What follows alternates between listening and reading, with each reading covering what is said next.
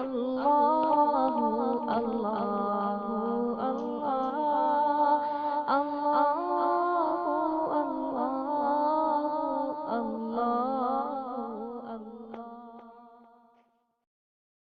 الحمد لله نحمده ونستعينه ونستغفره ونؤمن به ونتوكل عليه ونعوذ بالله من شرور أنفسنا ومن سيئات أعمالنا من يهده الله فلا مضل له ومن يضلله فلا هادي له ونشهد أن لا إله إلا الله وحده لا شريك له ونشهد أن سيدنا ومولانا محمدًا عبده ورسوله أما بعد أعوذ بالله من الشيطان الرجيم بسم الله الرحمن الرحيم يا أيها الذين آمنوا أنفقوا مما رزقناكم من قبل أن يأتي يوم لا بيع فيه ولا خلة ولا شفاعة والكافرون هم الظالمون صدق اللہ العظیم۔ انفاق فی سبیل اللہ اور فقیروں ضرورت مندوں کی حاجتوں کو پورا کرنا اللہ تبارک و تعالیٰ کے نزدیک اعمال محبوبہ میں سے ایک محبوب عمل ہے۔ اللہ تبارک و تعالیٰ نے قرآن کریم میں جگہ جگہ صدقہ و خیرات کی فضیلت و اہمیت اور دنیا اور آخرت میں اس کے فوائد بیان فرمائے ہیں۔ وہ صدقہ جو اللہ تبارک و تعالیٰ کے نزدیک محبوب اور پسندیدہ عمل ہے وہ کیا ہے، اس صدقے کے معنی اور مفہوم کیا ہیں۔ یاد رکھنا چاہیے کہ صدقے کا لفظ بہت وسیع معنی اور مفہوم میں استعمال ہوتا ہے۔ ان میں سے ایک یہ بھی ہے کہ اللہ تبارک و تعالیٰ کی رضا و خوشنودی کے حصول کے لیے غربا اور مساکین میں یا خیر و بھلائی کے کاموں میں خرچ کیا جائے۔ ویسے صدقہ 3 اقسام پر مشتمل ہوتا ہے۔ نمبر 1 فرض جیسے زکوٰۃ، صدقہ فطر۔ نمبر 2 واجب جیسے نذر مانا ہوا صدقہ۔ نمبر 3 نفل جیسے عام خیر و بھلائی وغیرہ کے کاموں کے لیے استعمال ہونے والا صدقہ۔ سورہ بقرہ میں اللہ تبارک و تعالیٰ نے صدقے کو بڑی ہی تفصیل کے ساتھ واضح طور پر بیان فرمایا ہے۔ اللہ تبارک و تعالیٰ ارشاد فرماتے ہیں، اے ایمان والو، جو کچھ ہم نے تمہیں دیا ہے اس میں سے اس سے پہلے خرچ کر لو کہ ایسا دن آئے جس دن میں نہ کوئی خرید و فروخت ہوگی، نہ کسی کی کوئی دوستی کام آئے گی اور نہ ہی کوئی سفارش چلے گی۔ ایسے اللہ تبارک و تعالیٰ نے صدقہ و خیرات دینے والوں کو عظیم الشان بدلے کا وعدہ کرتے ہوئے ارشاد فرمایا ہے، مثل الذین ينفقون اموالهم فی سبیل اللہ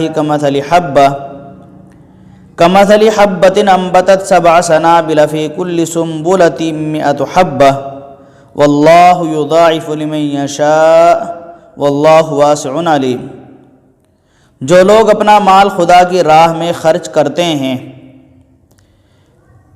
اس کی مثال اس دانے کی ہے جس سے 7 بالیں اگیں اور ہر ایک بال میں 100 دانے ہوں، اور اللہ تبارک و تعالیٰ جس کے مال کو چاہتا ہے اسی طرح زیادہ کرتا ہے۔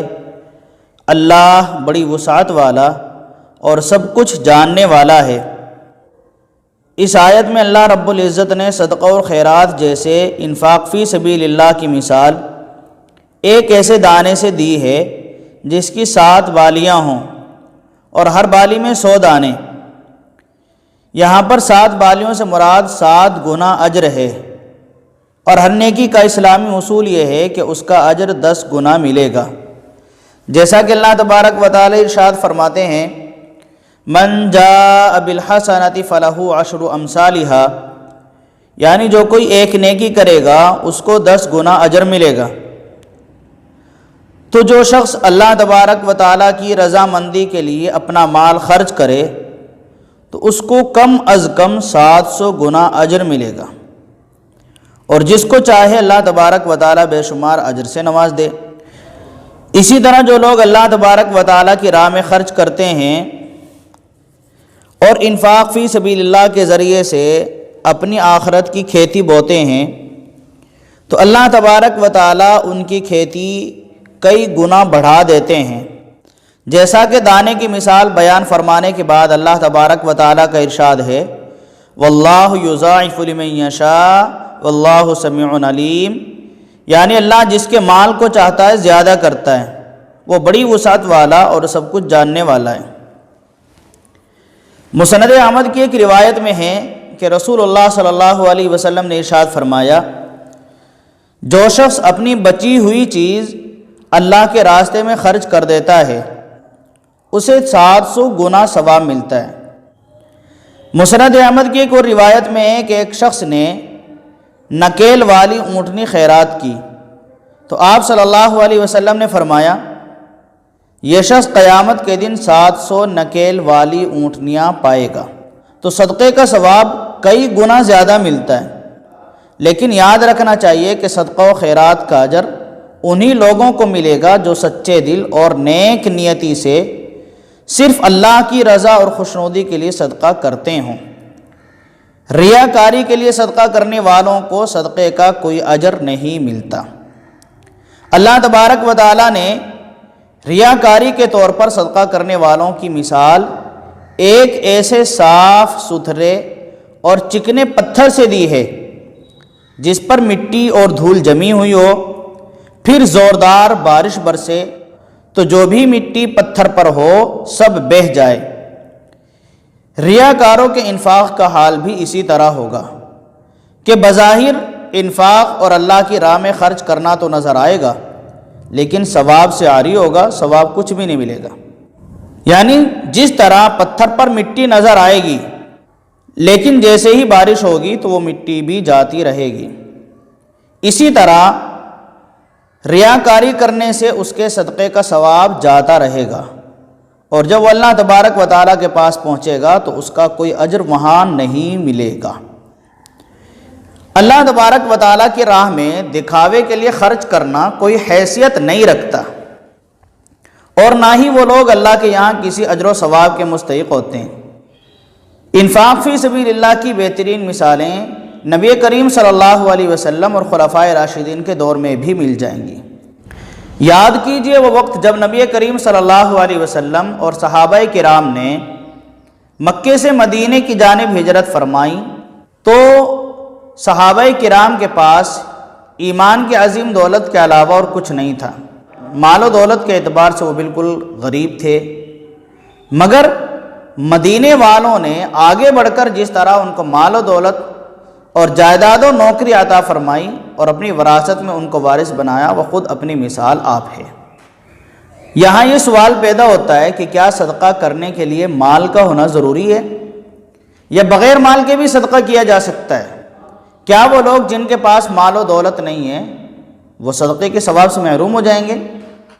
یہ وہ سوال ہے جو صحابہ کرام رضی اللہ تعالی عنہم اجمعین کے ذہن میں بھی پیدا ہوا تھا، اور وہ اس کو لے کر نبی کریم صلی اللہ علیہ وسلم سے شکایت کرتے ہوئے یوں کہہ رہے تھے کہ مال والے ہم سے ثواب میں آگے بڑھ گئے، کیونکہ وہ بھی نماز پڑھتے ہیں جیسا کہ ہم پڑھتے ہیں، وہ بھی روزہ رکھتے ہیں جیسا کہ ہم روزہ رکھتے ہیں، لیکن وہ مال کے ذریعے صدقہ و خیرات میں ہم پر فضیلت لے جاتے ہیں، اور ہمارے پاس مال نہیں ہے کہ ہم صدقہ و خیرات کریں۔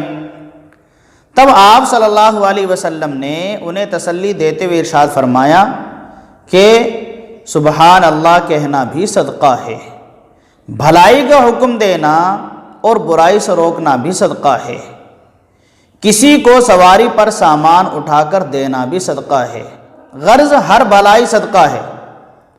جیسا کہ حضرت جابر رضی اللہ تعالیٰ عنہ کی روایت سے معلوم ہوتا ہے کہ رسول اللہ صلی اللہ علیہ وسلم نے فرمایا کل معروف صدقۃ، ہر بھلائی صدقہ ہے۔ اس حدیث سے معلوم ہوتا ہے کہ آدمی صرف مال خرچ کرنے سے ہی نہیں بلکہ اللہ تبارک و تعالیٰ کی دی ہوئی دوسری صلاحیتوں کو خرچ کرنے سے بھی صدقے کا اجر و ثواب حاصل کر سکتا ہے۔ جیسا کہ ابو موسیٰ اشعری رضی اللہ تعالیٰ عنہ روایت کرتے ہیں کہ رسول اللہ صلی اللہ علیہ وسلم نے ارشاد فرمایا ہر مسلمان کے ذمے صدقہ ہے۔ لوگوں نے کہا اگر وہ مال نہ پائے تو کہاں سے صدقہ کرے؟ آپ صلی اللہ علیہ وسلم نے فرمایا اپنے ہاتھوں سے کام کرے۔ لوگوں نے پوچھا اگر وہ کوئی کام نہ کر سکے تو؟ آپ صلی اللہ علیہ وسلم نے فرمایا کہ کسی ضرورت مند کی مدد کرے۔ انہوں نے پوچھا اگر وہ یہ بھی نہ کر سکے تو؟ آپ نے فرمایا بھلائی کا حکم دے۔ پھر پوچھا گیا اگر یہ بھی نہ کر سکے تو؟ فرمایا رسول اللہ صلی اللہ علیہ وسلم نے پھر برائی سے باز رہے، یہی اس کے لیے صدقہ ہے۔ حضرت ابو ذر غفاری رضی اللہ تعالیٰ عنہ سے مروی ایک حدیث میں ہے کہ رسول اللہ صلی اللہ علیہ وسلم نے فرمایا تمہارے اپنے بھائی کے سامنے تمہارا مسکرا دینا بھی صدقہ ہے، نیکی کا حکم دینا اور برائی سے روکنا بھی تمہارے لیے صدقہ ہے، راستے سے پتھر یا کسی بھی تکلیف دہ چیز کا ہٹا دینا بھی تمہارے لیے صدقہ ہے۔ غرض کے صدقے کے لیے مال و دولت کا ہونا ضروری نہیں ہے، بلکہ یہ بھی صدقہ ہے کہ ہم کسی کو راحت پہنچا دیں، کسی کو سکون پہنچا دیں، کسی کی تکلیف کو دور کر دیں، کسی کی مصیبت میں اس کے کام آ جائیں، کسی مشکل میں اس کی مدد کر دیں۔ ہمارا دین کس قدر آسان ہے، ہر شخص کی طبیعت اور ہر قسم کے حالات سے دو چار شخص کے لیے بھی صدقے کا موقع فراہم کرتا ہے، شرط یہ ہے کہ وہ نیک نیت اور مخلص ہو۔ اللہ تبارک و تعالی ہم کو اور پوری امت مسلمہ کو صدقہ و خیرات اور بھلائیوں کے کاموں کی توفیق عطا فرمائیں، آمین۔